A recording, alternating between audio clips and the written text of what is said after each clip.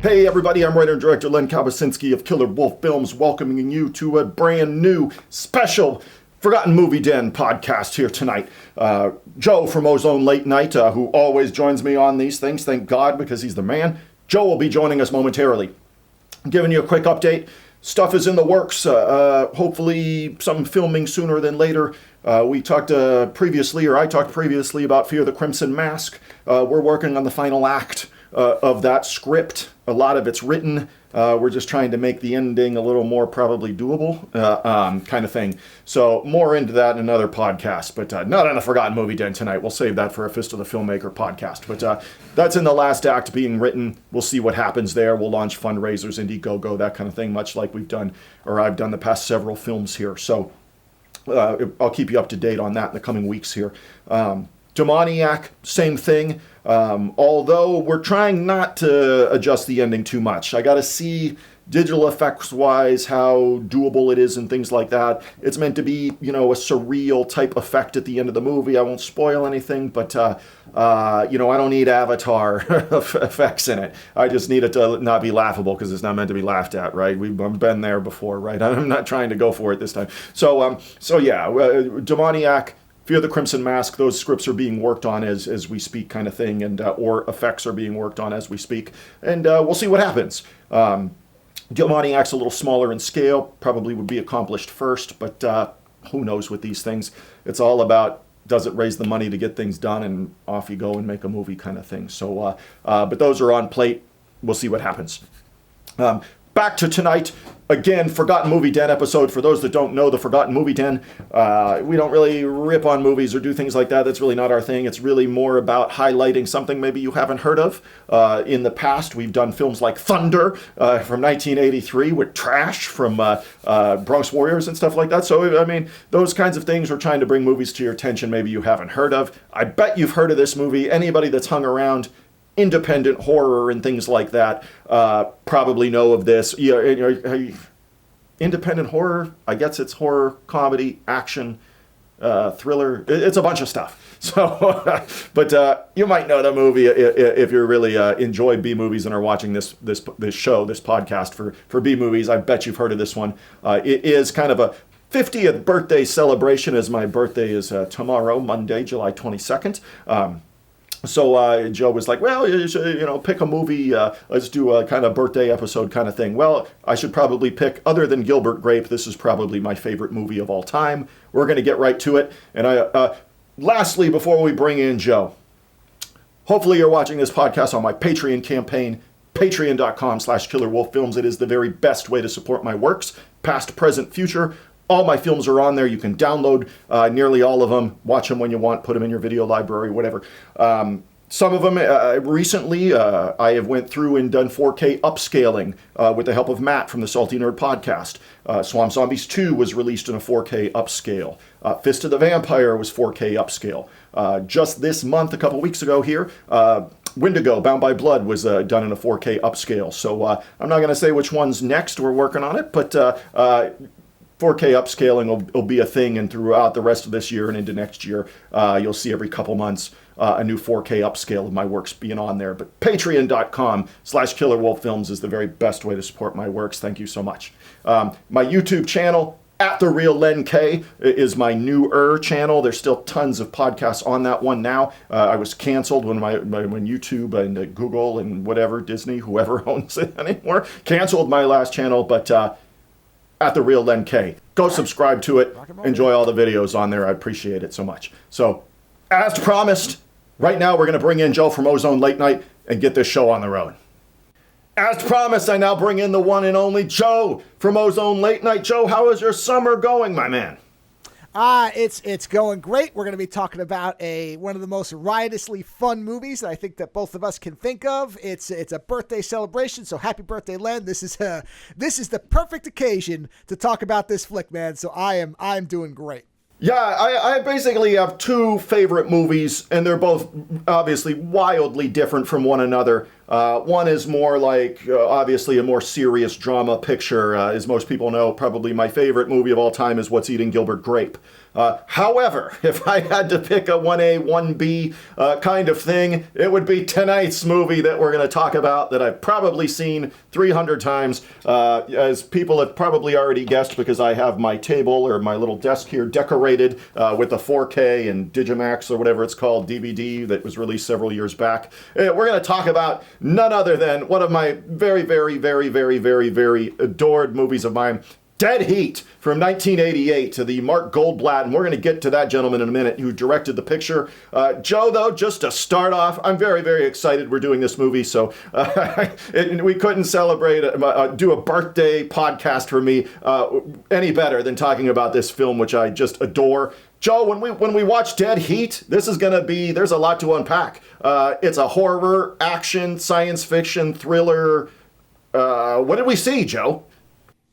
Well, it is described, and you don't get many movies like this, as a buddy cop action zombie comedy, which is exactly what it is. It is about two LAPD police officers where we start off the movie. They're in the middle of trying to figure out who is doing all these robberies, and in the course of encountering two robbers, they discover that there is a much bigger and more supernatural, I guess, although maybe it's scientific. I guess it's not really supernatural, but a scientific reanimation plot that is going on right in the heart of LA with none other than Kolchak, the Night Stalker himself, Darren McGavin at its heart, along with one of the classics of horror films, a legend, Vincent Price. And man, this movie is packed top to bottom. There is not, you will run out of words to say how fun this movie is. Everybody involved is great.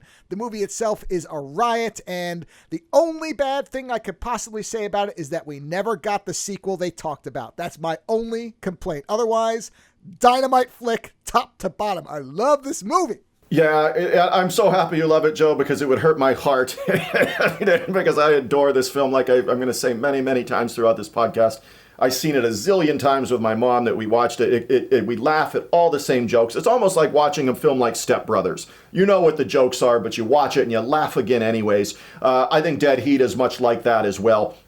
But really, let's just hit the ground running, maybe at the ground level, so to speak. When we talk about the cast of this movie, which is absolutely incredible, not just production team, from effects artist to the director to the, and we'll get to Mark Goldblatt in a minute because he did another one of my favorite pictures, which I don't think is talked about enough either. But the cast, you mentioned Vincent Price. This is one of his final works. I would bet this is probably one of his, what would you say, Joe's last 3 or 4 movies, probably?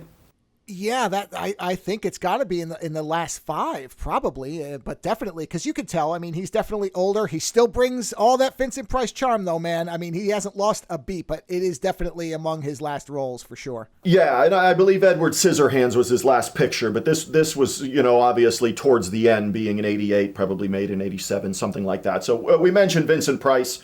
Who is kind of the architect of this resurrection machine, this scientific thing that's bringing dead people back to life. But it comes with a caveat. You have to be you start to decay and stuff, or they haven't worked the bugs out of that yet. So we'll get into the little story elements like that later. But Vincent Price is on cue. Like you said, Joe, the Vincent Price charm is there. He's probably in 3-4 scenes maybe in the picture kind of thing. So he's probably on set for a few days kind of thing. Obviously shot in LA. I want to say the set they used was also used in a movie called Encino Man, with Pauly Shore and Frazier and stuff like that. I'm pretty sure it's the same building as Encino Man. Anyways, not just that, you mentioned the Night Stalker, Darren McGavin, who I think eats up the scenery every scene he's in this movie. Darren McGavin's great. But I think we'd be taken back if we don't mention something like Key Luke is also in this movie. Master Po from Kung Fu. And also, I don't know what the hell his name is in Gremlins, Joe, but he's the owner of the Mogwai. The guy with the little shop where the Mogwai are, where Gizmo's at and stuff. But Key Luke's awesome. And of course, we can't ignore the two guys at the top of the bill, which is what seems on paper to be a not great pairing if you were to read this and go, really, these two are going to headline the film? But then you watch it and you understand that it works the only way it possibly could, and that, of course, is Treat Williams and Joe Piscopo, who are perfectly cast, perfectly matched, and are the reason, really, that this movie works. There's no doubt about it. You could not have cast this any better. Yeah, I totally agree. The chemistry between the two is fantastic, I think. And I think the weird thing when we get into is some production stuff about this movie, and I'm sure we're missing. You just mentioned Robert Picard. Picard, is it Picardo? That plays the one police captain. Picardo, yeah. Okay. Picardo. Yeah. He's in it in an early role. He's in a couple scenes. We've got the police captain, who's only in, I think, one scene, who really struggled apparently in production, even with his one scene. African American gentleman. I think he was also like a police captain in Cagney and Lacey, or it was from a television show. His name escapes me. He's long gone. But he's in it. I mean, you could talk about Professor Tanaka, another guy that's long gone. You would know him in Missing in Action 2 and all kinds of movies. The Perfect Weapon. He's the heavy villain in the Perfect Weapon film. But Professor Tanaka's in it as he plays a butcher, and really the special effects scene stealer of the movie. You could say it's that one, and then there's a decomposition scene of Lindsay Frost, I want to say is her name, who's still a working actor to this day. The cast you could go on for literally days talking about in this movie, Joe. Oh yeah, and for an audience like we're gonna have here, and for people like us, this is an A-list cast. Some other people might just not describe it that way. I absolutely would. I'm sure you would agree.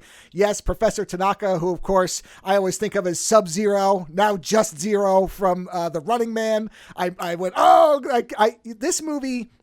The thing I like most about this movie, I'll be honest, is I tend to forget about it, and then when I remember it and I watch it every time, I think I can never forget about this movie again, and it slips in the background, and then I put it on, and it's thrilling and exciting, and it's one of those movies I'm glad I don't remember it, because it punches me every time, and I remember 10 minutes and I'm like, yes, this movie is so great, and then it's just such a blast. It's the only way to put it. Is there are movies that are purely fun, where you understand that every part of it is working the way it's intended to.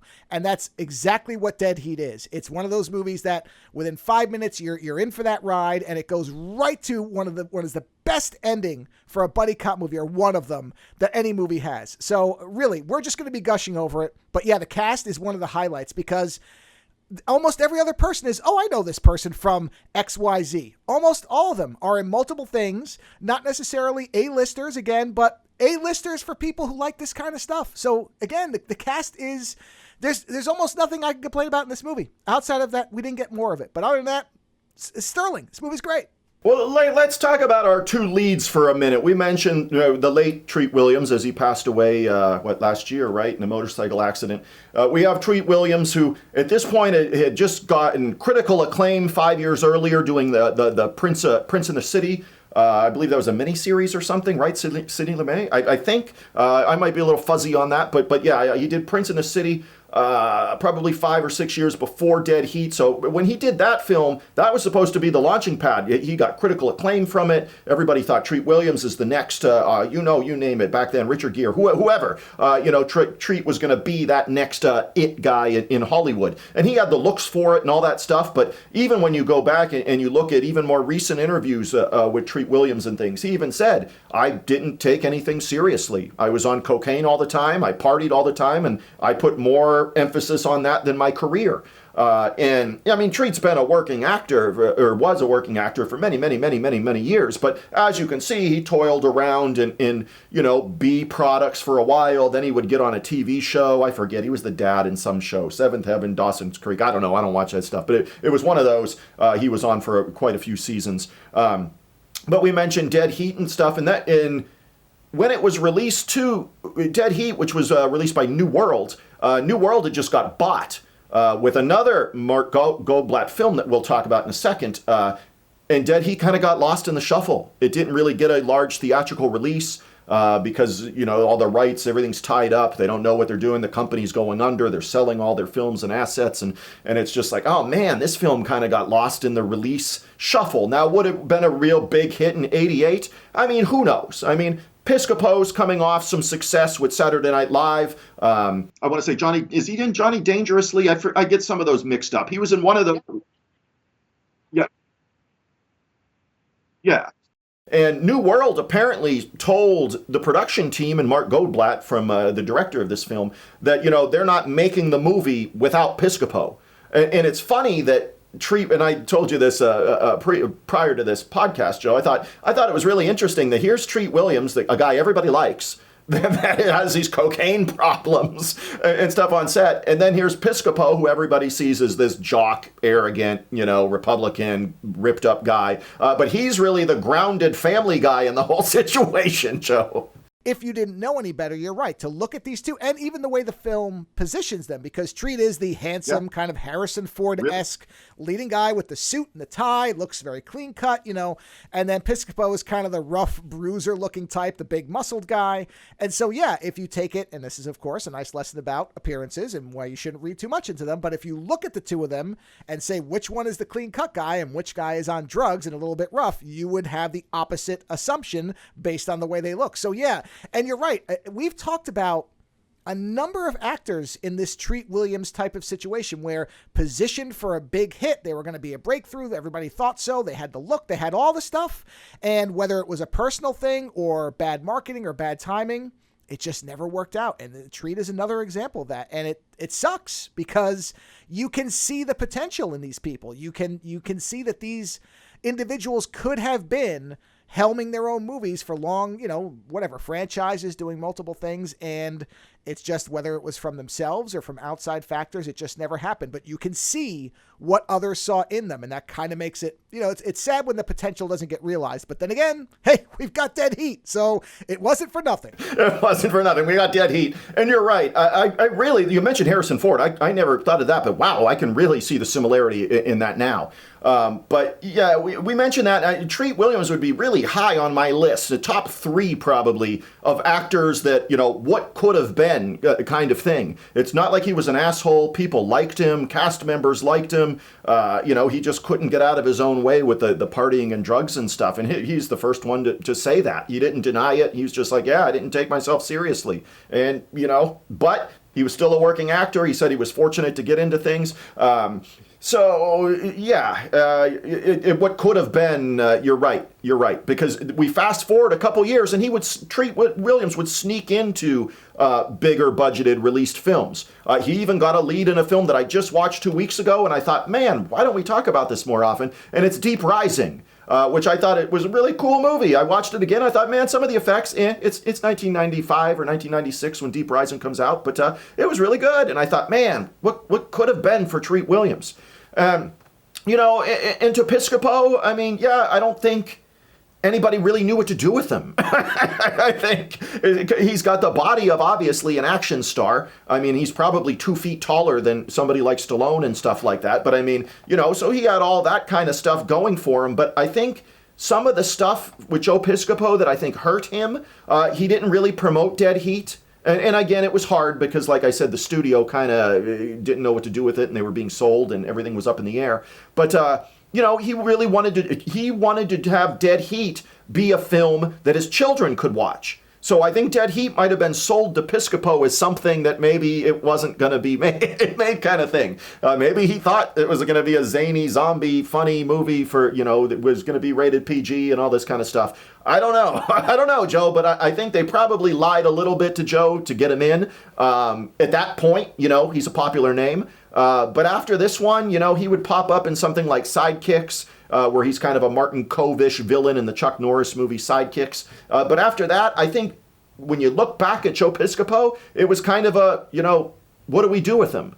The comedy that came from Saturday Night Live, and he was funny. Joe was funny on Saturday Night Live. They did pair him, obviously, with an early prime, up-and-coming Eddie Murphy at the time. Was he riding Eddie Murphy's coattails a little bit on the show? Yeah, maybe. But then he would get into like Mr. and Mrs. Weiner or something like that where he got to shine. And, I think Joe, looking back, they just didn't know what to do with Piscopo, dude.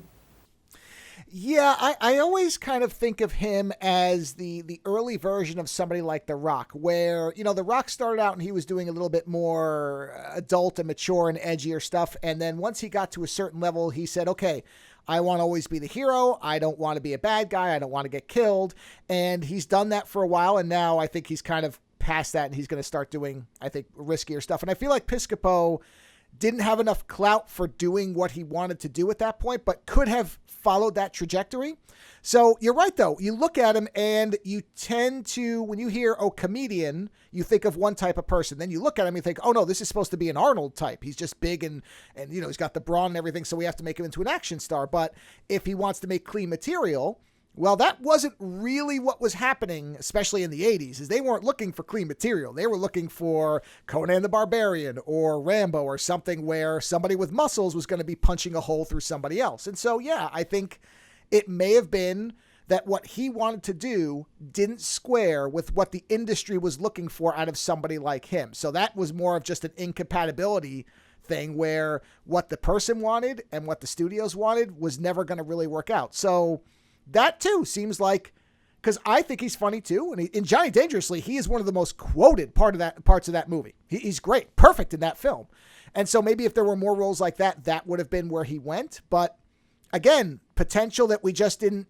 maybe never lived up to what people thought it would be. So yeah, it's an interesting film in that way, where the two leads feel like they never got to the level that they seemed to be aiming for. And yet, like I said, neither of them suddenly didn't work anymore. They both managed to stick around in smaller roles maybe, but I don't think either of them would really complain about, oh, well, my career got destroyed after it. No, they went on. It's just maybe a different path than they envisioned for themselves. Yeah, I agree with the assessment of Piscopo there for sure. And I look back and I can easily insert him into so many other, like, top of the bottom level, we'll say B movies, but they're still multi-million-dollar budget pictures. I could totally see him swapping out for Martin Kove in a movie like Project Shadow Chaser or something like that. There's so many other B movies I could see him in thinking, man, he could, but I just don't think Piscopo really embraced maybe the action, being the action star thing. And who knows if that was something possible or not. But I mean, with low budget cinema, and the VHS boom back then in 88, 89, 90, all that stuff. I mean, there had to be room for Piscopo to do something there, kind of thing. I mean, Shadow Stevens made tracks, for Christ's sake. You know what I'm saying? So there had to be something for Joe. But I would have liked to have seen him gone that route and just see what happened, and maybe we get a tracks out of the deal. Maybe, we get something really awesome and off the wall and crazy. But yeah, let's move to one of the key figures, obviously, in this whole thing, and that's director Mark Goldblatt.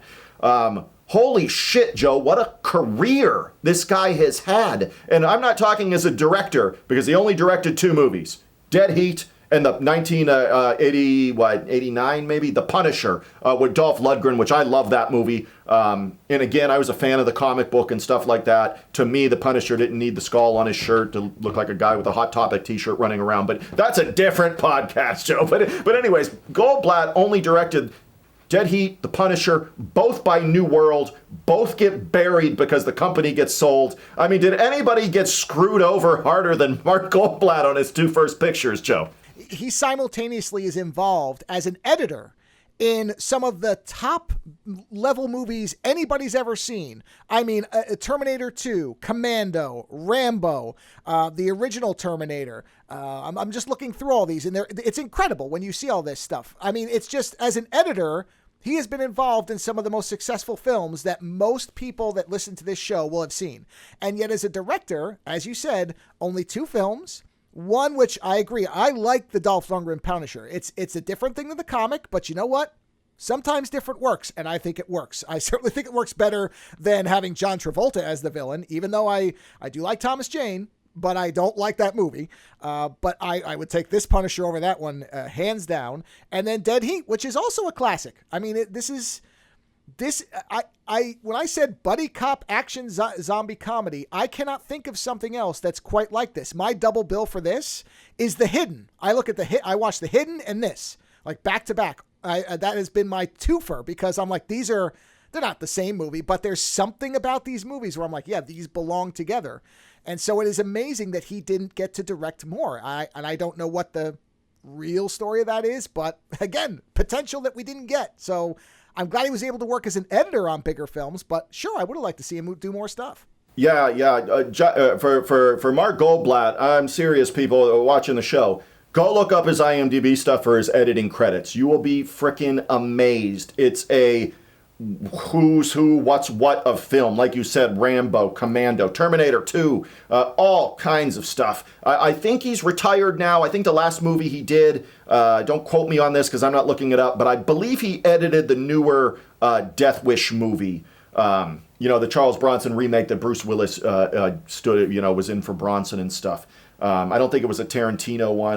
Maybe it was Eli Roth. Somebody did a newer Death Wish movie maybe about 7-8 years ago. I believe Mark Goldblatt directed that, or didn't direct it, edited that picture. But yeah, an amazing career. And to think, man, how is this guy that does all in edits and is involved in all these huge films, how is he not given more opportunities to direct? You give him Dead Heat, you give him The Punisher, the company gets sold and buries him, and it's like, well, you did all these awesome movies, just keep editing, screw it. And I thought, oh man, I think Mark Goldblatt, he should have got another shot at directing, in my opinion. When you think about all the pieces involved, it is baffling that this movie isn't remembered in a better light, because I don't know anybody I know who watches it enjoys it. Nobody hates the movie, and yet it has this weird kind of not bad reputation. I don't think anybody thinks it's bad, but it kind of gets lost in the middle. I myself just admitted that I tend to forget about it sometimes until I remember it, and then I get thrilled to watch it. And I don't know why that is. Maybe it's just like the cultural thing that's making me think, oh, Dead Heat, yeah, that one's okay, but it's not great. Yes, it is. It's great. So there is no explanation. There really isn't. When you look at all the ingredients for this, I've talked about how Fury Road, the reason I think that movie is such a masterpiece is because of the timing and the people involved. Because all the pieces were there to make that movie what it is. Because I happen to love Fury Road. And this seems like it should be that, where when you look at everybody involved, when you look at the story, when you look at the effects when this movie gets towards its end are unbelievable. They're so good. And so you sit here and go, how did this not make the career of everyone involved, Treat Williams aside because he had his personal problems, like you said, that's a different story. But everybody else, how did this not make their lives? Because it's all so well done. And I have zero explanation for it. I couldn't even begin to try to tell you. Yeah, let's pick out some highlights. You mentioned the effects, and I mean, the big, I think, shock value thing of this movie is when you start to watch it, the cast is a who's who list of people that have done stuff. And I don't just mean B movies. They've done, big things. We mentioned Master Po, Key Luke, and not just Gremlins, but Kung Fu was huge with David Carradine in the 70s. He's Master Po, it's every scene you're like, oh, that's so-and-so from this. That's so-and-so from that movie. I remember that guy or that lady from this or that or this or that. But you mentioned the effects. I think we should pick maybe 3 because it's an effects-laden picture, people. It's a zombie thing where people are decaying and trying to solve their own murder before they decay into nothing. Joe, when you talk about the effects of this film, what's just one? I know there's a lot, but what's one that just jumps out in your mind?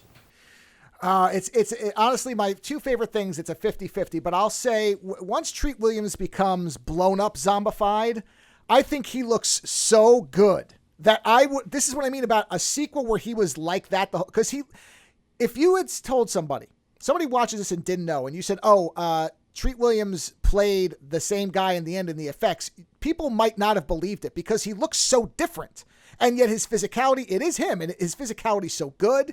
The makeup is great. He looks so sinister at that point when he's basically been the good guy of the two. We're kind of the clean-cut Agent Cooper type of the movie to a certain point. And now he looks like he has lost all fucks to give, and he's ready to just wreck the city. And he looks great. That's probably my favorite effect, is he looks so good as that decomposed, blown-up zombie version of himself that is tied with the woman melting, as you mentioned. The Lindsay Frost melt scene is sensationally good. But I would go with Treat Williams in his full zombified effect. Yeah, I think mine is twofold. I think obviously the layup in all this, and this is maybe the show-stopping effects piece of the movie, is when Piscopo and Williams go to infiltrate Thul's deli or whatever it is, it's not a restaurant, but it's his deli, it's his meat shop or whatever, and then zombie ducks come alive, and there's a zombie bull that comes alive, and there's all the, it's crazy. It has to be seen to be believed. And there's no digital effects other than the the lightning coming out of the machine and stuff like that. But I think that's something that gets lost in pictures nowadays, Joe. In 1988, there wasn't a lot of really high quality digital effects stuff available. And you don't have it in this film. You see it a couple times and that's it. There's a lot of practical effects. So anybody that's into that kind of thing, this is your movie, because there's a ton of practical effects from start to finish in this movie. Stunt work, I think that's something that could be talked about. One of my all-time favorite stunts in any movie, Joe, is in Dead Heat. And it is when you said Treat Williams is decomposing. He just unzipped himself out of his own body bag and stuff. He hops on a police motorcycle. He is going to go after Laudermilk at the end. He drives his motorcycle. He gets clotheslined by a guard chain, flips off of his motorcycle, goes through a window, slides across the floor, and shoots the guards. And dude, how cool is that? Oh no, I agree. This is what I mean about this movie should be better known. And but also the thing about the effects work, and this does go into, to some degree, the editing. So it is kind of interesting that Goldblatt would go on to be an editor. Is one thing, this isn't necessarily purely editing, but one thing I really like about this movie is that it doesn't waste a lot of time explaining things. It assumes you're smart enough to be along for the ride. You start and they're already on the trail of these robbers. And then for me, what the place where this movie shifts into high gear really is when they go to that institute and they find that monster with the two faces. At that point, the movie is played around with the idea of, okay, these people are clearly, are these resurrected people?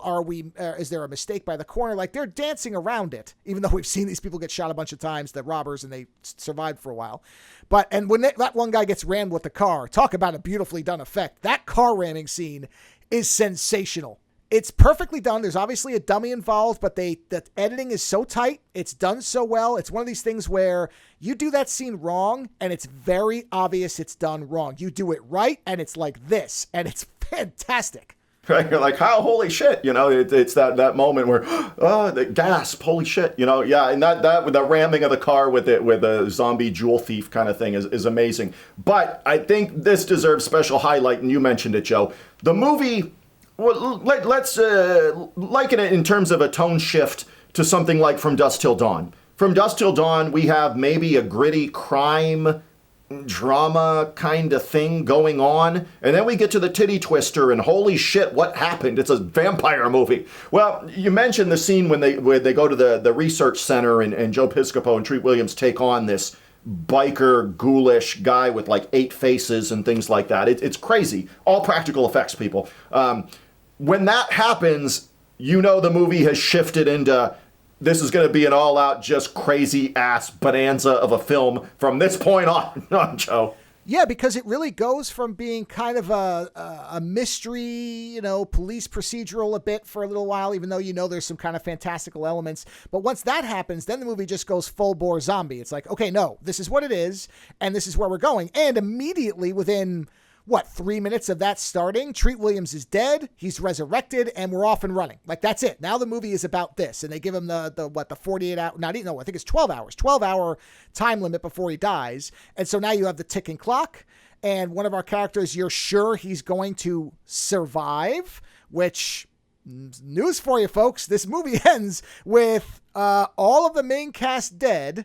Does Vincent Price see? I'm still unclear on whether Vincent Price died in the explosion or if he was supposed to maybe be left ambiguous for a sequel. My guess is they were leaving him ambiguous, but everybody else is wiped out. I mean, they're all dead by the end of the movie. Yeah, I mean, if we had to guess, even his Arthur P. Laudermilk character, speaking of Vincent Price's character, he's looking kind of frail. The charm is there. He's got a great white suit and things like that. But at the end, I think he's probably dead. The resurrection machine is blowing up, and it's a smaller room and things like that. However, like you said, if there was a sequel, of course somebody you want that name value to come back. I mean, Vincent Price is more popular than anybody in the cast, even at that point when we talk about Piscopo's popularity or whatever. Obviously, Vincent Price is the show-stopping actor out of all of them kind of thing. But Yeah, I don't know, but you're right. I think they wanted him to survive or be ambiguous, just enough in case there was a sequel, which we knew with New Line that was never going to happen, kind of thing. But the effects go on and on and on. We have the decaying corpse of Lindsay Frost's character, where she decays in like a spa area of her, I guess it's not a mansion, but it's a really, really nice house she's in. There's a lot of cool stuff in this movie, Joe, and you mentioned a sequel. I don't even know how we'd brainstorm how to do it. I mean, if you had to pick how you develop a sequel for Dead Heat, I mean, what would you do, Joe? Well, I had read that the writer, they basically had initially started to develop a sequel, and the writer himself had said, yeah, and he had said, well, how? They're all dead. And I guess the producer, if that's who it was, whoever it was that was in discussion, said, you made a movie with a resurrection machine. Do I have to spell this out for you? Aren't you the writer?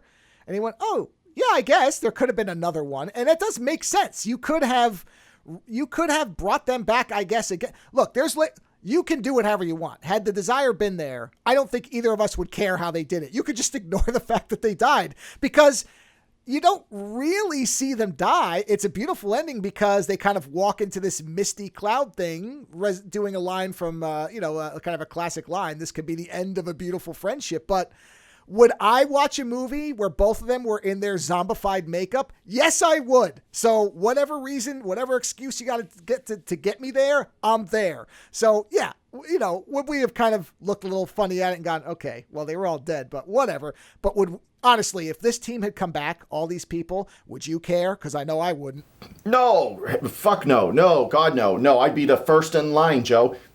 And you know what? The thing I find, mildly strange about this is we're talking about this is released in 1988. We're in the middle of a booming VHS. You don't have to go to the movie theater anymore, Joe, to make a profit. Roger Corman taught everybody this. You can go direct to video and turn massive profits with the right, controlled budget kind of thing. I believe Dead Heat had a budget of like 3 or 4 million. So I'm sure it made that back kind of thing. But even if it wasn't a big theatrical success and things much like this one we're talking about, the video market was there. And I think, man, I believe The Punisher, just to give a correlation here, The Punisher that Mark Goldblatt directed as well with Dolph Lundgren, I think that was filmed like 2 years before it actually got released because of the sale of New World and stuff. And I think that probably had a lot to do with things. But I like what you said, because as a writer, Pressman, I don't know who produced it. It's somebody like that. Anyways, right, you're the writer. Fucking write something. I mean, I'm in. As a fan, I'm in regardless. But, with that strong straight-to-video market in that time frame in 88 and 89, there's a missed opportunity there, Joe. Yeah, I agree. I think this is actually perfectly suited to a string of direct-to-video sequels, because the truth is you don't have to go too much, you don't have to go too overboard with the concept. You could have it where they are the perfect cops for the LAPD now because they can't die. They've figured out some way to extend their resurrection by 10 years. You don't even have to make it infinite. You just say, okay, we managed to, the new version of the machine that Loudermilk was working on but hadn't finished the prototype of, extends your life by 10 years. But you're now invulnerable. So they are now the elite detectives on the force because they can walk into a room with a bunch of drug dealers and get shot and just sew themselves back together. And then you make a comedy out of that. Why? Just stick with the idea of the zombie buddy cop comedy. That's great. I would watch a ton of that shit. That'd be fantastic. I can already see the opening scene of Dead Heat 2, where they're indestructible cops going into some drug den or something like that, doing an impossible mission where they're just getting shot to hell, and then, I can see it, Joe. This is one of my true cinematic sad faces that we don't have a Dead Heat 2 kind of thing. And of course, we don't have Treat anymore, but Piscopo, I think, is still around out of this whole cast. Lindsay Frost is still around. Piscopo's still around. Obviously, McGav and Key Luke. Key Luke was already, I think, 85 years old when he did this movie. Much like Vincent Price, who was very, very elderly when he did this movie. You know, I've got the 4K sitting right in front of me, and there's some fascinating trivia of it.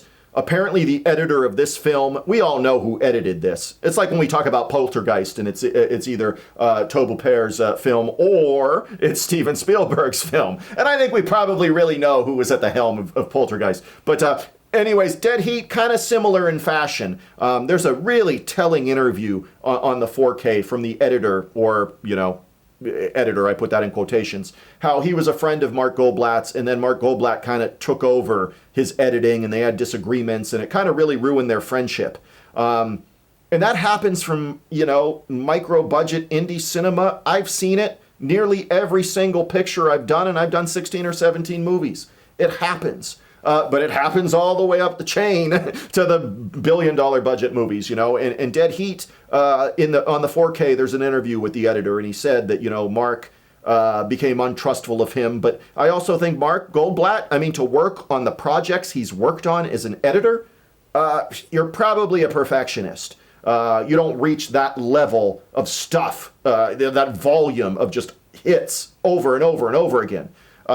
We should add up all the revenue that his movies have generated. It'd be crazy, Joe. Yeah, and as you know, and anybody who has even a little bit of insight into how filmmaking is done knows, editing is probably not as important as directing, but boy, oh boy, is it important. And we both talked about that car ramming scene. Part of what makes that work is the editing. So yeah, based on Goldblatt's resume, do I think he knew what he wanted his scenes to be? I absolutely do. And if he saw that it wasn't, you probably can say the same thing. If you see something for your movie and it's not happening the way you want it to, and you have the capability to do it yourself, well, guess what? You're going to do it yourself, because in the end, that film represents your vision. And if somebody else can't make it happen and you can, then you'll make it happen. And so this doesn't shock me that there's a credited editor who may not have actually edited most of the film. Because again, Goldblatt was not unfamiliar with what editing was. So if he didn't see what he wanted to see, then if I was him, and there'd be a point where I'm like, well, friendships are good, but I have to get this movie made the way I need to get this movie made. So I will just do what I have to do. So it makes a lot of sense to me. Yeah, no, I don't disagree with that. You see it in music. You see it in any kind of like group collaboration kind of stuff. You get somebody that has that vision that they're not going to let go of. I've probably done the same thing. I think I've gotten a little more collaborative throughout the years as I get older, and I'm going to be 50. But in the beginning, sure, I had tunnel vision with even my shittier early films and stuff. I still had a vision and a plan and stuff I wanted to execute in those things. And I can see it here. And I don't know how you categorize this movie. I think if you put it in Blockbuster Video, to be honest, I'm betting it was probably in the action movie section. But what do you think, Joe? If you had to pick one, the success of Dead Heat is riding on your choice here, Joe. Is it a comedy? Is it an action? Is it a horror film? I think I would ultimately put it into the horror category. I think it is a comedy, but I would not market it as a comedy.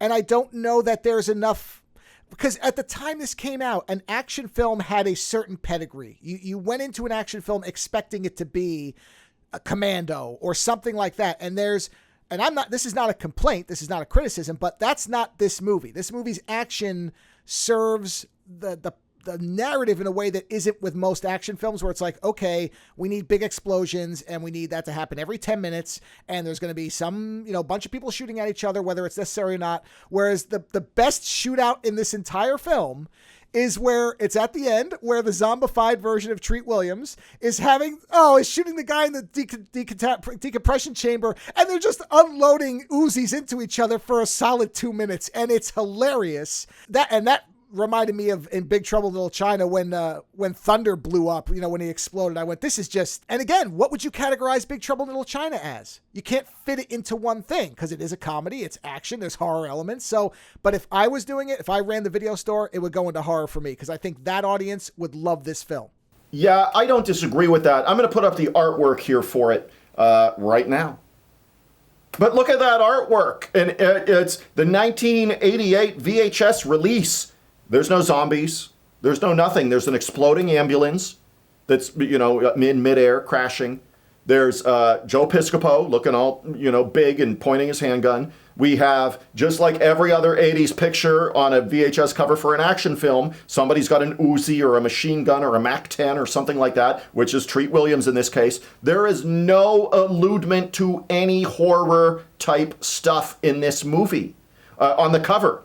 So I think when they were trying to market it, and maybe this is, a faulty thing on their behalf, I think they marketed it as an action movie because they didn't know what else to do with it. You're right. They probably should have marketed it as a horror movie because that fan base is kind of unforgiving, is a little, I shouldn't say unforgiving. They are more forgiving than some of the other fan bases, and we're talking about comedy and action. But that artwork, I don't know if you've pulled it up, Joe, the 1988 VHS release, it looks like an action movie. Yeah, it's awful. I really, this is, I think, misleading. And I think somebody who came into this expecting a traditional action buddy cop movie would be disappointed. And I think if you didn't know it was what it actually was, you would pass on it. So at the very least, the one easy change to this, to at least get somebody interested, is make Treat Williams slightly zombified. So that okay, there's something else to this. You don't have to make him full on. You want to save that for when people are watching it for that full on end stuff. But make him slightly pale, give him the kind of, the dark around the eyes. Maybe there's some bullet holes in him. And you sit there and go, okay, wait a minute. This isn't just a standard action film. What is this? And that enough would probably get somebody to watch it and know what they're getting. Yeah, I would agree with that. Or do like the beginning of the Incredible Hulk TV show.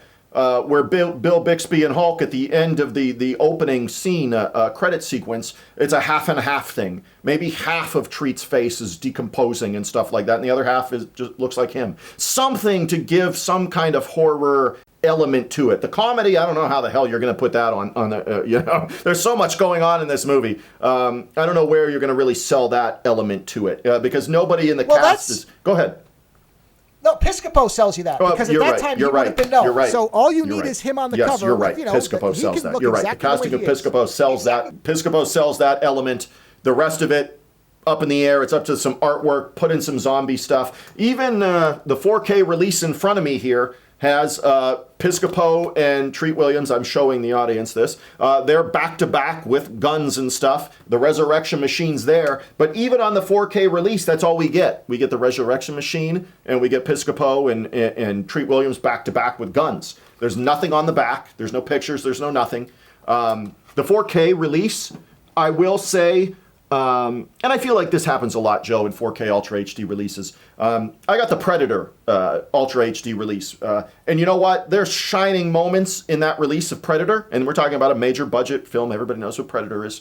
But there's also moments where you're like, man, the grain and crap in this isn't really that good. So you can tell they shot Predator with a couple different cameras. They didn't have the footage that they needed to make it look super pretty. And you get some moments in Predator's 4K release where you're just like, oh man, this isn't that great. Dead Heat suffers from the same thing. They probably didn't have a lot of footage to pull from on certain things. But I will say, the big moments in Dead Heat where you want that 4K, they hit. You're talking about the resurrection machine and Thul's deli there. That's amazing. We talk about the decomposition of Lindsay Frost's character. That's amazing. There's a lot of cool stuff in there. But like I said, if I bring this up, Joe, because Jaws 3 and Jaws The Revenge, Jaws 4, are coming to 4K Ultra HD tomorrow, I believe. Tomorrow and I think Tuesday. They're released back to back. And there's already been a lot of stuff online saying that Jaws, the producers of these new 4Ks, used AI for the background. Well, Joe, I don't care what you shot the film on, but if you're zooming in 10,000% to somebody sitting in a stands 800 yards away from what's really happening in the film, it's probably not going to look super great when you zoom into it times 10,000, Joe. Yeah, this has become kind of an unfortunate thing where, and look, I think anybody who appreciates film wants their favorite movies to be as presented as well as they can be. I think that's obviously, you want it to look as great as possible. But at the same time, compared to, and Predator is a good example. I had I think the first Blu-ray, not the 4K, but the first Blu-ray they put out for Predator. And the banding in the sky in scenes at times was so bad, it was next to unwatchable. So there is a point where I remember watching VHS. You had no clarity on that. In fact, you had some major warping depending on how you were watching it. So, I think at times, Dead Heat's a good example. It may not look stellar the whole way through, but we're getting far better versions of these, and especially because you have extras on that 4K. I'm happy to support this movie's existence in any way it is. If it's not the best 4K I've ever seen, I'll let it go. That's okay. If Predator's not the best one, hey, it's still Predator, man. So whatever, I'm in. So again, it's still Predator, right? Too many people, in my opinion, and maybe it's because they want hits on their YouTube channel with outrage and all the rest of that stuff. They get way over concerned with, oh yeah, there's digital whatevering in the back. Okay, I don't care. We used to not have this. If you didn't own the VHS because the store closed and you took it, you had nothing. So I will take whatever we've got. Yeah, and I'll stand by this. This is another show in its entirety, but I'll stand by this till the day they plant me, Joe. But Jaws the Revenge has some gorgeous cinematography in it. Gorgeous. I think the score is amazing by Small, and I think the cinematography in Jaws the Revenge is great. But anyways, different show. To wrap up Dead Heat, Joe, this is a hard one to unpack to anybody trying to view it. I think most of the people watching this show here, The Forgotten Movie Den, probably, if you're hanging around Red Letter Media, if you came over from them to watch this or whatever, you've probably heard of Dead Heat, but maybe you haven't watched it. And this is what I try to do in The Forgotten Movie Den is get out there and watch this film, people. It's on Tubi. It's free right now to watch. I don't know if I'm sure it's in HD on Tubi. But anyways, get out there and watch this, people. Be in the right frame of mind that this is, probably at its heart, Joe, this is probably a comedy film. But, have that in mind. But, Joe, to sum up, if you were pitching Dead Heat to somebody that didn't know anything about it, what would you tell them? Honestly, and some people might think this is blasphemy, but whatever, I'll stand by this comparison. I align this movie a lot in the way that it feels to Evil Dead 2. And you're pointing out the scene in the slaughterhouse or whatever with the animated animals immediately reminds me of Evil Dead 2 with like the laughing head on the wall and all that type of thing. And I think this is in that vein. This is using really, really great practical effects combined with a story that has these light moments, but also has this seriousness and has these two perfectly paired characters where I think the description I gave is the perfect way to sell it. This is a rare buddy cop action zombie comedy film that works and has just really no flaws that I can really point out in its execution. I think it's expertly done. Perfect casting, great editing, probably by the director, great directing, great effects. And so I think what you pointed out as far as that cover is the biggest detriment is most people would look at this thing and think it's just a rip-off buddy, like a Lethal Weapon ripoff. And that is not what it is. It is so much more than that. And so, as you said, you can watch this for nothing. Nothing. Go to Tubi. You don't even need an account. Just watch it. It is absolutely worth it. Yeah, and you're right. That artwork, right, that's making it seem like you're going to get into like a Lethal Weapon. And anybody watching it, I love Lethal Weapon, but I don't love Lethal Weapon like I love Dead Heat. But anybody getting into it expecting Lethal Weapon and stuff would be obviously very, very disappointed and probably be like, what the fuck did I just watch? kind of thing. But yeah, to me, if I'm selling this picture, I mean, at its heart, like I said, I believe it wants to be, a comedy picture. Whether that's intentional or not, only Mark Goldblatt could answer that one. But, Grindhouse films are ending right around this time, Joe. One of the last Grindhouse films I think we probably had was William Lustig's Maniac Cop. Starring Bruce Campbell and the late Robert Z'Dar there. But I feel like this has that feel to it. It's a little slicker because the effects are just so good in it that it doesn't, I don't want to say sink to Grindhouse level because the production's too slick, but at the same time, the zany story and all the action and effects and everything in there, it likens it to that late phase Grindhouse kind of film kind of thing, except Grindhouse is always, gritty and like Maniac Cop, set in New York. Everything's depressing. Everything's drab. In this film, everything's like a comic book. Everything's bright. It's sunny. It's California. All that kind of stuff. This is something that never saw, and I know somebody will chime in on YouTube. I appreciate you that you're going to say, oh, I saw this in Chicago at the theaters when it came out. Yeah, I know. If you didn't live in LA, Chicago, or New York, you probably didn't see this movie in the movie theaters, though. And I think this is a fun one. And I think it'll be one of the most unique cinema experiences you could have if you're a horror fan. And Joe, this is maybe one of my favorite kind of analogies you've made on how many episodes have we done at Forgotten Movie Done? Tons together, right? And I think one of my favorite things you've ever said is tonight, Joe. I never got this, but now I see it. This is like Evil Dead 2, Joe. Yeah, I mean, that really is, there's the thing I like about, or one of the things, I shouldn't say the thing, one of the things I like about this movie is I feel these connections to other films through it. Not because I think they're better, but because I feel like it's got that spiritual tie. So like I said, The Hidden, there's Evil Dead 2. There is kind of I think of things like even Romero with the zombified thing and some of the stuff like that. Like there's all these little pieces that add up to this movie outside of the fact that, and we both said this multiple times, and it bears repeating, this cast is stellar and they were cast just right. And so it almost, whether intentionally or not, as I look at it today, this is a love letter to B-movie filmmaking because it doesn't feel like it's trying to be, a top-end Terminator level, A-level film, but it has respect for what it is and it executes itself in what would, honestly, almost a flawless way, including one of the better endings for a film of this type that exists. I love the ending of this movie. I think it's fantastic. It's a perfect ending. I agree 100% there, Joe. I think it's a great ending, but it's also an ending that, my mother was a very typical American cinema goer. She wanted good guy, bad guy, happy ending to everything kind of thing. I'm not sure this is... I think it's a happy ending, but at the same time, everybody's dead at the end of this movie. And, we talked about a sequel and that kind of stuff. And listen, Joe, you know this. I don't have to tell you this, but I'm going to say it to everybody anyways. Godzilla died in 1954, right? He died from the hydrogen bomb or whatever. But when something makes money, it always comes back.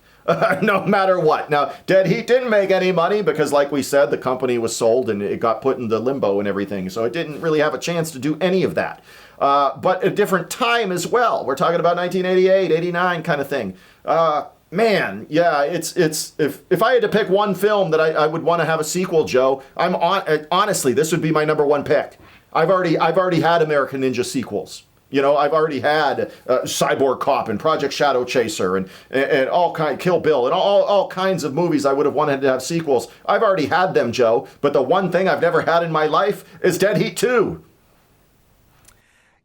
And something just occurred to me now that we're wrapping up as we've talked about this film and we've talked about how it was probably tough to market and it what was this thing supposed to be? But you know what? Now that we're so far after it and it exists, this is actually something I think is a strength of the film, is I don't know what else I can really compare it as a one-to-one to. It is its own thing. And when you have movies like this that have their own identity and are well-made and can stand on their own premise and everything involved, then that's rare. It's rare that you can point at a movie like this and say, what else is like this? Show me a movie like this made better. You can't because nobody ever tried it again. So you know what? I'm fine with that.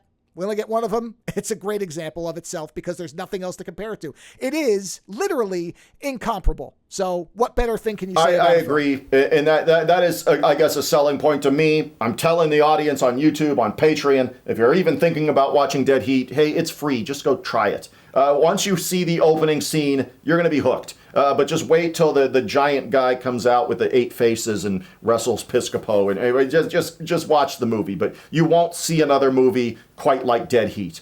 I think me and Joe both agree on that one. Joe, when people want to find your stuff and want to learn more about the awesome Joe from Ozone Late Night, where can they go? Very, very simple. You can go to ozonenightmare.com. In fact, as a bit of a promo, I have a 5-hour episode coming up on RoboCop 2 and Predator 2, which are two movies I obviously had a lot of fun talking about. So yeah, it's everything's there. You go there and you will find everything that I do, and hopefully we'll enjoy it. For Joe from Ozone Late Night, I'm writer and director Len Kabasinski of Killer Wolf Films. I hope you've enjoyed this episode. I hope it at least nudges you in the direction to go and watch one of my all-time favorite movies. People always think it's ninja movies and this kind of stuff. No, my two favorite movies of all time are What's Eating Gilbert Grape and Dead Heat. Two wildly different movies on the opposite ends of the cinematic spectrum. But those are my favorites. Take care, everybody. We will see you soon.